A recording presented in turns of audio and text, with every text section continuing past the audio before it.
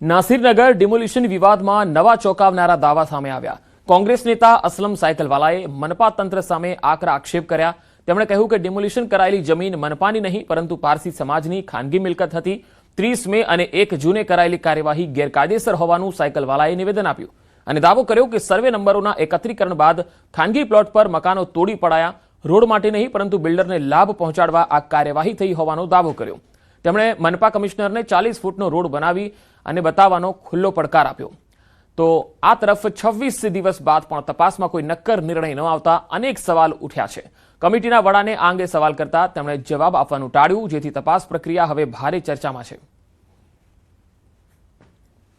એ તમામ આ જગ્યાઓ પારસી સમાજના વ્યક્તિઓની હતી, જેને બિલ્ડરો દ્વારા ખરીદવામાં આવી અને આ સર્વે નંબર જે વોર્ડ નંબર 7ના સર્વે નંબર 13, 72, 12, 67, 12, 68 અને 12, 68 બ ચારે પ્લોટને એકત્રીકરણ કરીને એક પ્લોટ નંબરનું નંબર આપવામાં આવ્યું મ્યુનિસિપલ કમિશનર દ્વારા અને સિટી સર્વે દ્વારા, જેનો નવો નંબર છે 12, 67, 3/1, જે પૈકીની જગ્યા પર આ કાચા પાકા મકાનો હતા, જે 30/5/2026 અને 1/6/2026ના રોજ સુરત મહાનગરપાલિકાના ભ્રષ્ટ અધિકારીઓએ શહેર વિકાસ માટે નહીં, રોડ ડિમાર્કેશન માટે નહીં પરંતુ બિલ્ડરના આર્થિક લાભાર્થે કરવામાં આવ્યું। આ મારો જાહેરમાં પડકાર એટલા માટે છે કે જે ખરેખર જગ્યા પરથી ડિમોલિશન થઈ છે ખાનગી જગ્યા છે।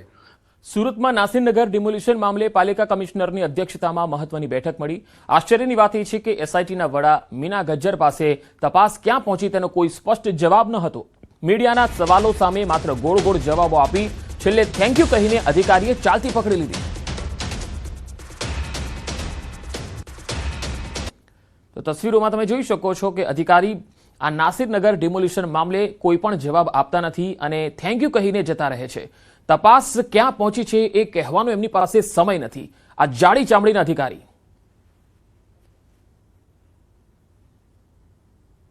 ઝોનને જે પણ હકીકતલક્ષી બન્યું છે તેની વિગતો આપવા માટે જણાવ્યું હતું। તેમાં દ્વારા પ્રાથમિક વિગતો એમના દ્વારા થોડી જે પણ હતું તે આપી અને એમને હજુ વિગતવાર માહિતીની જરૂર છે એ મુજબનું કહેવામાં આવ્યું છે। એટલે જે રીતના સંબંધિત ઝોન દ્વારા માહિતી આપવામાં આવશે તે પ્રમાણે આગળ। સુરતમાં સુમુલ ડેરીની ચૂંટણીને લઈને રાજકીય ગરમાવો આવ્યો। જયેશ દેલાડે સહકાર પેનલ જાહેર કરી, જ્યારે કોંગ્રેસ 11 બેઠકો પર ચૂંટણી મેદાનમાં ઉતરી છે। ફોર્મ ભરવાના છેલ્લા દિવસે 16 બેઠકો માટે કુલ 42 ઉમેદવારોએ ઉમેદવારી કરી છે। જો કે ફોર્મ પરત ખેંચવાની પ્રક્રિયા બાકી હોવાથી આગામી દિવસોમાં ચૂંટણી સમીકરણોમાં ફેરફાર થવાની શક્યતા વ્યક્ત કરાઈ રહી છે। બીજી તરફ ભાજપ દ્વારા અપાયેલા મેન્ડેટને કારણે 5 ઉમેદવારો બિનહરીફ ચૂંટાયા છે।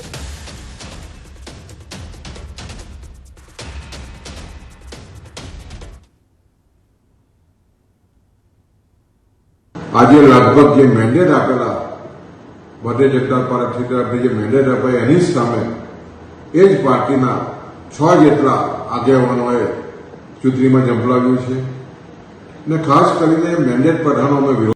અમદાવાદની જગન્નાથજીની રથયાત્રા માટે એએમસીની વ્યાપક તૈયારીઓ પૂરી થઈ ચૂકી છે, જેમાં 13 કિલોમીટરથી વધુના રૂટ પર રોડ, ડ્રેનેજથી લઈ આરોગ્ય, ફાયર અને સફાઈ સુધી વિશેષ આયોજન કરાયું છે।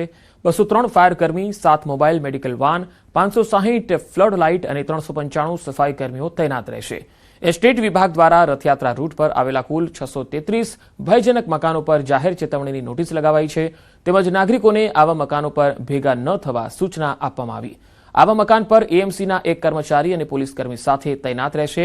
એએમસીના હેલ્થ વિભાગ દ્વારા 15 મેડિકલ ઓફિસર અને આશરે 100 કર્મચારીઓને ફરજ પર રાખવામાં આવશે। વધુમાં 12 જુલાઈથી જમાલપુર, ખાડિયા, દરિયાપુર, શાહપુર અને શાહીબાગ વોર્ડમાં રાત્રિ દરમિયાન વિશેષ સફાઈ અભિયાન શરૂ થશે। રથયાત્રા પૂર્ણ થયા બાદ એકત્રિત થતા કચરાના ઝડપી નિકાલ માટે 20 ડોર ટુ ડોર છોટા હાથી વાહનો, 4 રેફ્યુઝ કોમ્પેક્ટર અને 407 પ્રકારના વાહનોની વ્યવસ્થા પણ કરાઈ છે। જે વિવિધ પાણીની પરબ બનાવવામાં આવનાર છે, પાણીની પરબમાં પણ પાણી સપ્લાય કરવાની કામગીરી અને ક્લોરીનના ટેબ્લેટ્સ નાખવાની કામગીરી પણ કોર્પોરેશન દ્વારા હાથ ધરવામાં આવનાર છે। સીએનસીડી વિભાગ દ્વારા તમામ વિસ્તારની સઘન ચેકિંગ કરી અને કોઈ પણ એ પ્રકારના રખડતા પશુ અથવા તો શ્વાન મળી ના આવે તે પ્રકારની કાર્યવાહી કરવામાં આવશે। એસ્ટેટ વિભાગ દ્વારા અત્યાર સુધીમાં લગભગ 633 જેટલા ભયજનક મકાનોને નોટિસો આપી દેવામાં આવી છે અને અમુક અતિ ભયજનક મકાનોના ભાગો ઉતારવાની કામગીરી શરૂ કરી દેવામાં આવેલી છે। અમદાવાદના વિદ્યાર્થીઓએ ફરી એકવાર દેશભરમાં પોતાની પ્રતિભાનો ડંકો વગાડ્યો છે. મે 2024ની સીએ ઇન્ટરમીડિયેટ પરીક્ષાના પરિણામોમાં અમદાવાદના 2 વિદ્યાર્થીઓએ ઓલ ઇન્ડિયા ટોપ 10માં સ્થાન મેળવી શહેરનું ગૌરવ વધાર્યું છે. મોક્ષ ભાવેશ રાઠોડે સમગ્ર દેશમાં 5મો ક્રમાંક પ્રાપ્ત કર્યો, જ્યારે સ્તુતિ મહેશ ગોયંકાએ 10મો ક્રમાંક મેળવી નોંધપાત્ર સિદ્ધિ હાંસલ કરી છે. ખાસ તો વાત એ રહી કે સ્કૂલ ફૂટબોલમાં નેશનલ પ્લેયર રહી ચૂકેલા મોક્ષ રાઠોડે અભ્યાસ અને રમતગમત વચ્ચે સંતુલન જાળવી આ સફળતા મેળવી છે.